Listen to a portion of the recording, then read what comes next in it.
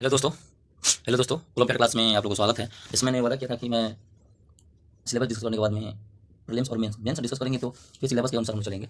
लेकिन मैं यहाँ इंडियन पॉलिटी का बुक है एम लक्ष्मीकांत का, उसका फर्स्ट लेसन हिस्टोरिकल बैकग्राउंड से मैं पढ़ रहा हूँ। हिस्टोरिकल बैकग्राउंड, उसके बाद पढ़ाऊँगा जो ब्रिटिश क्राउन है और कंपनी रूल ब्रिटिश क्राउन दोनों। लेकिन सबसे पहले हिस्टोरिकल बैकग्राउंड पढ़ूंगा और उससे संबंधित मैं MCQ दूंगा वीडियो के माध्यम से, या जो कमेंट सेक्शन होता है उसमें मैं PDF डाल दूंगा, जिससे आप उसको स्टडी कर सकते हैं, आराम से पढ़ सकते हैं, टेस्ट दे सकते हैं।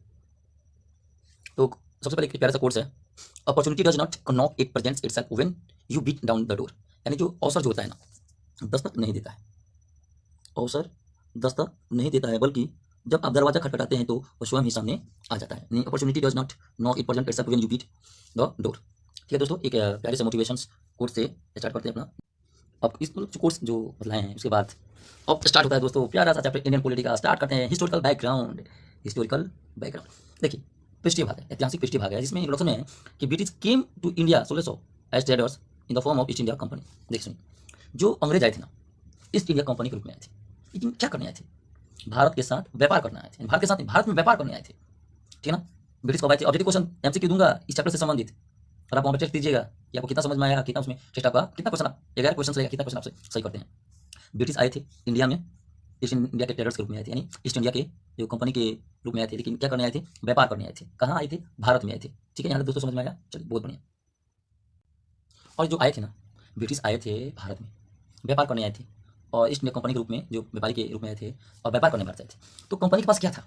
कंपनी के पास ऐसा क्या था जो आए? तो company had the exclusive right of trading in India under a charter granted by Elizabeth first. देखिए क्या होता है दोस्तों, जो company had the exclusive right trading in India under charter granted by queen Elizabeth first. Company के पास क्या था? व्यापार करने का अधिकार था, एक विशेष अधिकार प्राप्त था भारत के अंदर कि जाइए वहाँ व्यापार कर सकते हैं। ये तो व्यापार जो अधिकार दिया था, कौन दिया था? क्वीन एलिजाबेथ फर्स्ट, जो इंग्लैंड की जो महारानी थी उस समय, वो अधिकार दी कि जाइए आप ईस्ट के साथ व्यापार कर सकते हैं। क्या कर सकते हैं? ईस्ट के साथ व्यापार कर सकते हैं, भारत के साथ व्यापार कर सकते हैं, जो एक विशेष अधिकार था ट्रेड करने का। ठीक है दोस्तों, यहाँ तो चीज समझ में आया, बता दूँ। ब्रिटिश आए थे इंडिया में, व्यापार करने के आए थे, कंपनी के रूप में एक व्यापारी थे, भारत में आए थे व्यापार करने के लिए। लेकिन उनके पास एक विशेषाधिकार था जो क्वीन एलिजाबेथ फर्स्ट के द्वारा दिया गया था, एक चार्टर के रूप में दिया गया था। चार्टर का मतलब होता है एक आदेश पत्र, जो आप व्यापार कर सकते हैं। यहाँ से समझ में आया दोस्तों। अब क्या होता है कि 1765 में company which till now had purely trading functions obtain the Diwani. देखिए क्या होता है 1765 में, क्या होता है, कंपनी को, ठीक है, कंपनी पूर्ण रूप से ट्रेडिंग फंक्शन था, ट्रेडिंग फंक्शन के रूप में कार्य करती थी, और उसे प्राप्त होता है, ऑब्टेन क्या होता है, दीवानी प्राप्त होता है। दीवानी कहाँ का जानते हैं? जो समय की बात है, बंगाल, बिहार और उड़ीसा। कहाँ कहाँ की? बंगाल, बिहार और उड़ीसा की दीवानी प्राप्त हुई। ठीक है ना। यानी समझिए पॉलिटिकल सिस्टम। देखिए, आए थे व्यापार करने के लिए, कंपनी को अधिकार मिला था। अधिकार कौन दिया था? इंग्लैंड की महारानी क्वीन एलिजाबेथ फर्स्ट की, जाइए भारत में व्यापार कर सकते हैं, और ठीक है ना, चार्टर के रूप में मिला था। तो व्यापारी के रूप में भी आए थे, और सबसे पैंसठ में बंगाल, बिहार, उड़ीसा का क्या मिल गया? यहाँ पर दीवानी राइट्स मिल गया। ठीक है ना, यहाँ तक चीज समझ में आया दोस्तों। अब अंग्रेज लोग तो बाहर आ गया, तो rights over revenue and civil justice, जो rights and revenue and civil justice कहाँ का? बंगाल, बिहार और उड़ीसा का। समस्त जो राइट्स, जो अधिकार था, राजस्व कलेक्शन करने का अधिकार था, और सिविल जस्टिस वो कौन कौन से एरिया का था? बंगाल, बिहार और उड़ीसा का था। अब तो अंग्रेज साहब मदमस्त हो गया। ठीक है, यहाँ तक चीज समझ में आया दोस्तों। जब बंगाल, बिहार, उड़ीसा का इनका रेवेन्यू, जो डिवाइन राइट्स मिल गया, तो क्या करते हैं, तो इस तरह से अपना this started its career as a territorial power. इस तरह से अब इन लोगों ने territorial power as a career के रूप में शुरुआत की है। कौन? ब्रिटिशर्स अपनी कैरियर की शुरुआत टेरिटोरियल पावर से की। ठीक है। अब क्या होता है दोस्तों कि इन 1858 में, in the wake of sepoy mutiny, sepoy mutiny के बाद में क्या होता है? 1858 में, 1857 की सिपोई म्यूटिनी के बाद में, 1858 में देखिए, भारत भारत को आज़ादी मिली, लेकिन बहुत क्या सेटिस्फाई देनी भी तो पड़ी। चलिए, हम हिस्ट्री के बारे में बात नहीं करेंगे, हम लोग बात करेंगे सिर्फ इंडियन पॉलिटी के हिसाब से, जो इन 1858 में चीना in the week of sepoy mutiny.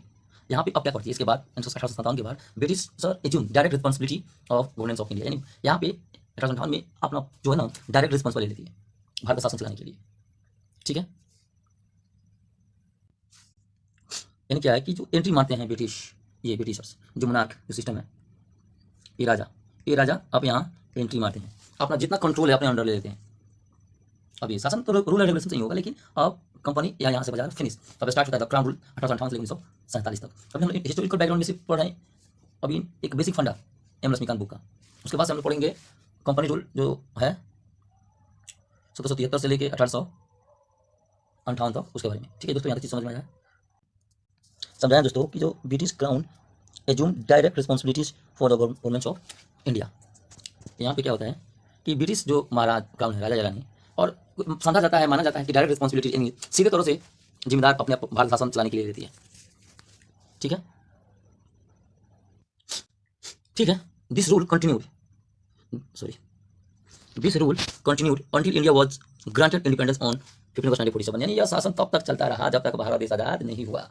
तब तक अंग्रेजों ने, ब्रिटिश ईस्ट इंडिया कंपनी ने, ब्रिटिश ईस्ट इंडिया कंपनी ने के बाद में तो 1858 में चला गया था क्राउन के पास। यानी ब्रिटिशर्स अपना हुकूमत तब तक चलाते रहे जब तक भारत आज़ाद नहीं हुआ। ठीक है, आज़ाद होने के बाद हम पढ़ेंगे मेकिंग कॉन्स्टिट्यूशन के बारे में, लेकिन बेसिक फंडा चल रहा है। अब क्या था, with independence came the need for a constitution. यानी भैया इंडिपेंडेंस हो जाने के बाद में नीड पड़ी कॉन्स्टिट्यूशन की, और इस तरह से कॉन्स्टिट्यूंट असेंबली का गठन हुआ 1946 में, और भारत का संविधान लागू हुआ 26 जनवरी 1950 में। देखिए, जब भारत आज़ाद हुआ, क्या है कि भारत जब तक आज़ाद नहीं हुआ तब तक शासन चलते रहे, लेकिन जब भारत आज़ाद हुआ तो भैया देखिए, देश चलाने के लिए क्या चाहिए, संविधान की जरूरत। इसलिए संविधान सभा का निर्माण किया गया 1946 में। जब संविधान सभा का निर्माण 1946 में निर्माण हुआ, तो उसके बाद से भारत का संविधान लागू हुआ 1950 में, 26 जनवरी 1950 में। यहाँ तक चीज़ समझ में आया? चलिए ठीक है, ठीक है, तो बहुत बढ़िया। अब क्या होता है, how ever various features of Indian constitution. हालांकि क्या है, कई विशेषताएं हैं भारत के संविधान की, ठीक है ना, और पॉलिटी है दियर रूट्स इन ब्रिटिश रूल। और भारत की जो पॉलिटी है ना, ये जो जड़े हैं ना, किसके अंदर है, ब्रिटिश रूल के अंदर है। There were certain events in the British rule that laid down the legal framework for the organisations functioning government and administration British India. हालांकि भारत के जो विशेषताएं, यानी भारत संविधान की कोई ऐसी विशेषताएं हैं, और जो राजनीतिक जो पॉलिटी है ना, कि जो और जो पॉलिटी के बाद जो उनकी पॉलिटी के बाद जो पॉलिटी का जो रूट है वो ब्रिटिश रूल के अंदर आता है। और जो कुछ ऐसे इवेंट्स हैं जो ब्रिटिश रूल जो ले डाउन करती है, जो एक लीगल फ्रेमवर्क, जिसमें संगठन होंगे, फंक्शनिंग गवर्नमेंट होंगे, एडमिनिस्ट्रेशन होंगे, किसके अंदर, ब्रिटिश इंडिया के अंदर। लेकिन दीज इवेंट्स जो greatly influenced our constitutions and polity. ये जो इवेंट्स के अत्यधिक प्रभावित हुआ हमारा संविधान और पॉलिटी। ठीक है, क्या बोले हैं, ब्रिटिश आए थे, कहाँ आए थे, इंडिया में आए थे, इसके रूप में आए थे, ईस्ट इंडिया कंपनी के रूप में आए थे व्यापार करने के लिए। ठीक है ना, और कंपनी के पास भी विशेष एक्सक्लूसिव ट्रेडिंग राइट था, जो एक चार्टर के द्वारा ईस्ट इंडिया कंपनी को मिला था, क्वीन एलिजाबेथ फर्स्ट के द्वारा।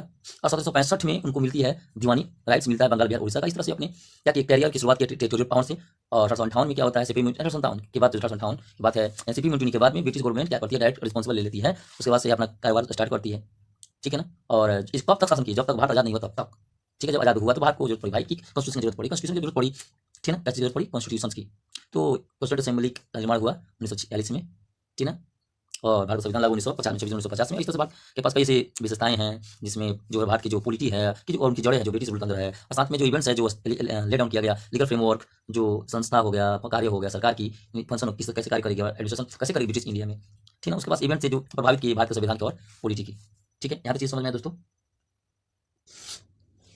और इस तरह से अंत होता है, जो ऑर्डर होते हैं, कंपनी रूल 1773 से 1858 तक, और क्राउन रूल 1858 से 1947 तक। और इससे जो भी संबंधित जो 11 क्वेश्चन हैं, एमसीक्यू हैं, जो मैं कमेंट सेक्शन में और डिस्क्रिप्शन में दे रहा हूँ लिंक, वहाँ पे जाकर आप उसको लोड कीजिएगा और पढ़िएगा दोस्तों। लेकिन भैया आप थोड़ा बतलाइए, जो पढ़ाई है कहाँ तक समझ में आ रही है, अगर नहीं समझ में आ रही है तो बताइए, कुछ अलग किया जाएगा। हम बतलाइए, कमेंट करके बताइए, तभी तो मालूम चलेगा कि वीडियो कैसा बन कैसे नहीं। ये तो अभी एक छोटा सा बेसिक फंडा है, उसके बाद से कंपनी रूल और क्राउन रूल हम लोग स्टडी करेंगे। ठीक है, तो प्लीज़ कमेंट में बताइए, और बताइए कहाँ कमी मैं कर रहा हूँ समझाने में। समझ में आ गया है तो लाइक कीजिए, सब्सक्राइब कीजिए और शेयर कीजिए उन दोस्तों के साथ। ठीक है, good night, bye bye bye.